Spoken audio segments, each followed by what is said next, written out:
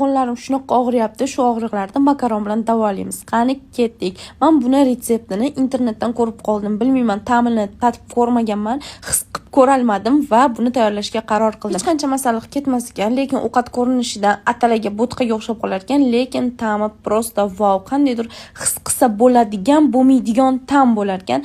Yog' solib, yog'da unda yaxshilab qovurib olamiz ekan, keyin karamel tusga kirgandan keyin bo'lsa, sut qo'shib yaxshilab aralashtirib turib, keyin ichiga ikki xil sir solinar ekan. Bitta sir sariq, bittasi mozzarella. Men sariq sirni soldim. Juda ham zo'r erar ekan, lekin sariq sirni o'zi yetmadi. Shuning uchun yugurib chiqib magazindan mozzarella olib kelib, uni ham to'rg'adim. Qirg'ichim yo'qligi uchun обязательно pichoqda to'rg'ab, keyin solib, yaxshilab aralashtirsam, ko'rinishi shunaqa holatga keldi. Cho'zilchoq, issiqqina makaronni ustiga issiqlik paytida ikkalasini solib, yaxshilab aralashtirar ekansiz. Hammaga gap bo'lishi mumkin emas. Yeb ko'rib maza qildim. Agar bu taomni tayyorlab ko'rgan odam bo'lsa, kommentariyada fikringlarni qoldiringlar o'rtalar. Rostdan ham zo'r. Bitta yedim, suyagim og'riqlari ham esdan chiqib qoldi.